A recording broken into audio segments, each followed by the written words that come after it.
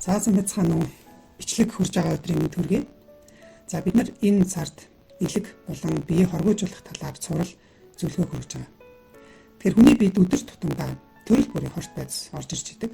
Тэгэхээр эдгээр бодисуудын зарим нь өдөртөөл гаргах гадагшлаад биеэс зайлж чаддаг ахад зарим нь тэгж чадалгүй биедээ үлддэг. Ялангуяа элэг өөрийн үйл ажиллагаа тоглолттой хүмүүсийн хувьд хорт бодис нь биед ихээр хуримтлагддаг. Тэгэхээр эндээс нэг асуулт орон гарч ирж байна. Эдгээр гадагшилж чадаагүй тэр хорт бодис чухам хааждаг юм бол хүний биеийн хаана хуримтлагддаг юм бол. За тэгэхээр энэ тал дээр би та бүхэнд одоо гол мэдээлэл өгч байна.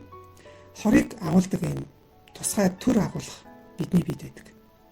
Өөрөөр хэлэх юм бол таны биед байгаа хор хэтэрхий болсон тохиолдолд тэр хорыг саармөгжүүлж чадах хүртлээр тэр хугацаанд хадгалдаг. Нэгсэндээ бие хордлогоос болоод хүлд хүрэхгүй тул хороо өөртөө тодорхой эрхтнүүдэд нөөцлөдөг ийм хамгаалтын механизм ажиллаж байдаг. Энэ төр агуулгын үүргийг бидний хэд хэдэн эрхтнүүд гүйцэтгэдэг. Тухайлх юм бол өөхөн гэдэг. За мөн элэг, яс үнэмж, гизний ханы сас бүрхүүл. За бидний харьсанд тэр утга тархины өөхөн бүрхүүл хүртэл ийм агуулга үүргийг гүйцэтгэдэг. За хэрвээ энэ агуулгууд нь хороороо дүүрчих юм бол янз бүрийн өвчин, өрөсөлт өвчин тэр утга хорт хавдарч ус хэрсдэлтэй болно. Судалгаагаар дундаж насанд хүрсэн хүний өөхөн эдэд хэвтэл 400 орчим төрлийн хорт бодис илэрдэг юм байна. Тэгэхээр энэний 48% нь буюу бараг тал хувь нь канцероген нөлөөтэй буюу одоо хорт хавдар үүсгэх магадлалтай бидний эсүүдийн хэвийн өсөлт нөхөн төлжхийн явцыг алдагдуулаад байдаг. ДНК-гийн гэмтэл үүсгэх, өөрөөр хэлбэл одоо мутацлах чадвартай ийм бодисууд байдаг нь батлагдсан.